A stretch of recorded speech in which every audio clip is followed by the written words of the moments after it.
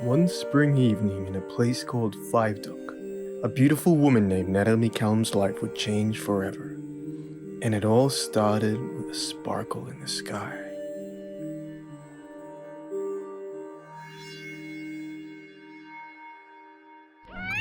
Emergency. Systems failing. Must land spaceship on nearest habitable planet. Scanning galaxy. Just a moment. Just a moment. Habitable planet found.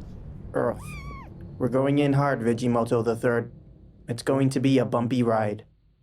Vegemoto the Third's spaceship, in a brilliant blaze of glory, soared through the night sky, a brilliant array of colors from pastel blues to vivid reds, and it was heading straight for the backyard of a house in Five Dock. Meanwhile, Natalie was in her room, watching The Big Bang Theory. She'd already eaten her dinner, but... oh God, I'm so hungry and gassy. How can I still be so hungry even after I've had dinner? I need cheese naan. I need it. I need it. Natalie rolled off her bed and sprung into action mode after hearing the crash. What the heck was that? She shouted. A strange light was pulsing from her backyard. Green, red, blue. Green, red, blue. Natalie crept downstairs holding a golf club. Is it terrorists? Global warming? North Korea? Oh God, I'm so scared, she whispered to herself. She opened the back door and stepped outside to investigate. The pulsing light was making a strange humming noise, and right there in front of her, amidst all sorts of debris and smoke, was the source of the light. An egg-shaped pod. Natalie placed the pod onto her bed.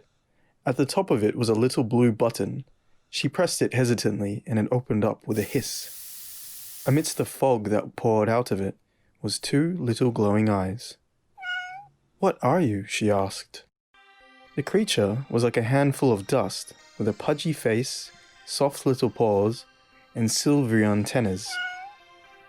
"I am Vegemoto the Third," the creature said, seemingly telepathically. "Nice to meet you, Vegemoto the Third. I'm Natalie. You look hungry." Natalie proceeded to feed Vegemite every piece of food she owned. Tuna, eggs, chicken, coffee, protein bars. But Vegemoto's favorite dish was dust balls. Vegemoto zoomed around the room, gobbling up every bit of dust she could get her paws on. "You're a strange little creature, aren't you?" she said. That night, after all the excitement, Natalie crashed in bed, with Vegemoto curled up affectionately on her chest.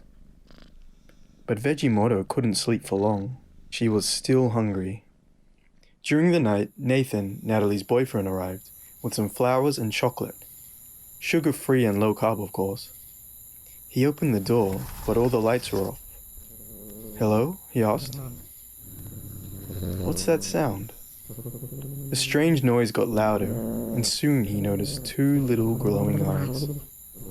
"Hey, little fella, what's your name?" Vegemoto stepped out from the shadows, but Veggie wasn't the tiny little puffball she was before. She was now as big as a fully grown cow.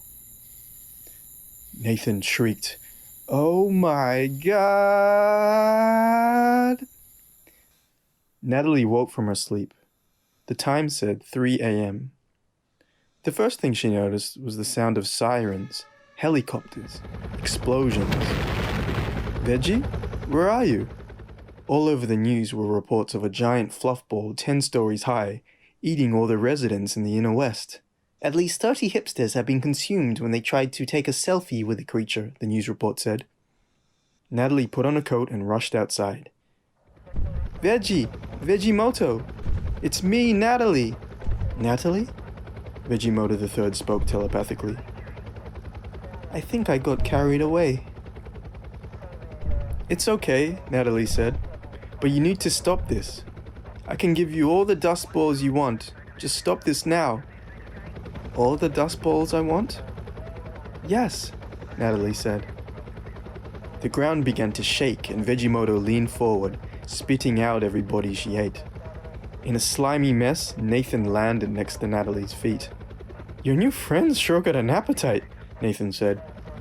Vegemoto began shrinking, and soon was the size of a small pet. She leapt into Natalie's arms. "Come on, let's go home," Natalie said.